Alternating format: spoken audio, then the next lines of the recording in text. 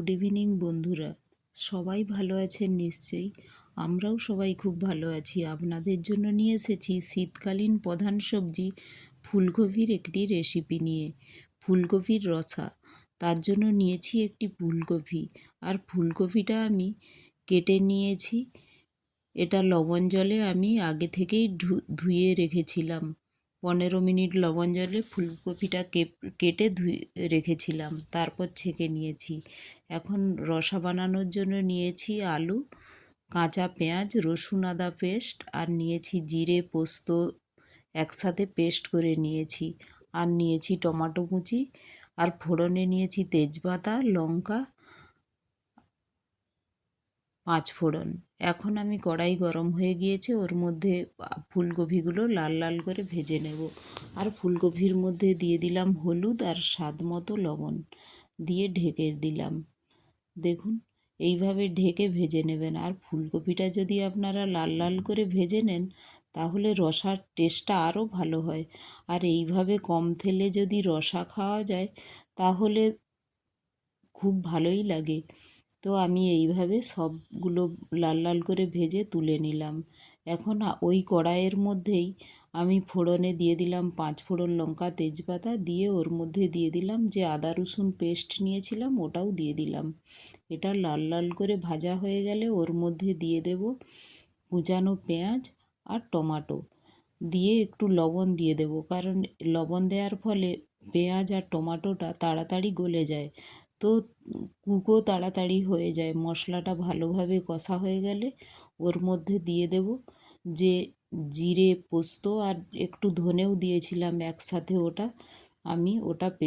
ওটা ভালো করে ওতে দিয়ে ভালো করে মশলাটা, দেখুন এখন কষা হয়ে গেছে। এখন ওই পেস্টটা দিয়ে দিলাম, দিয়ে একটু নেড়েই ওর মধ্যে দিয়ে দেব যে আলুগুলো কেটে রেখেছিলাম, আলুগুলো মশলার সাথে ভালোভাবে নেড়ে নিয়ে ওটা একটু ঢেকে মশলার সাথে একটু ভাজা ভাজা হতে দেব আলুটা মশলার সাথেই। আর এটা বাঙালি বাড়িতে যে কোনো অনুষ্ঠান, অন্নপ্রাশন থেকে শুরু করে বিয়েবাড়ি, পুজো বাড়ি, সবেতেই ফুলকপির একটা রেসিপি থাকবে। আর ফুলকপির রসা তো আগে, মহাপ্রভু এলেও আগে ফুলকপির রসা হলেই ওটা দিয়েই যেন মনে হয় ভাত খাওয়া হয়ে যাবে। আর দেখুন, এর মধ্যে দিয়ে দিলাম আমি গরম মশলা। এখনই দিয়ে দিলাম গরম মশলাটা, যাতে ফ্লেভারটা ভালোভাবে আলুর মধ্যে চলে যায়। তো জল দিয়ে আমি এটা ঢেকে দিলাম, আর আলুটা বয়েল হওয়া পর্যন্ত আমি ওয়েট করব। দেখুন, এখন আলুটা প্রায় বয়েল হয়ে গিয়েছে। আমি দেখাচ্ছি, দাঁড়ান খুন্তির সাহায্যে। এই দেখুন, প্রায় হয়ে এসছে। এই সময়ই আমি দিয়ে দেবো একটু আলুটা একটু হালকা হার্ড থাকবে, তার মধ্যে দিয়ে দিলাম আমার ভেজে রাখা ফুলকপি। এটা ভাজা হয়েছে, তো ফুলকপিগুলো প্রায় কুক হয়ে গিয়েছে। তো এটা আমি একসাথে আলু আর ফুলকপি 2 মিনিট ধরে আরও একটু ফুটিয়ে নিলাম। দেখুন, এখন আলুগুলো ভালোভাবে বয়েল হয়ে গিয়েছে, আর ফুলকপিগুলোও হয়ে গিয়েছে। যে আলুগুলো দেখুন ভেঙে ভেঙে গিয়েছে।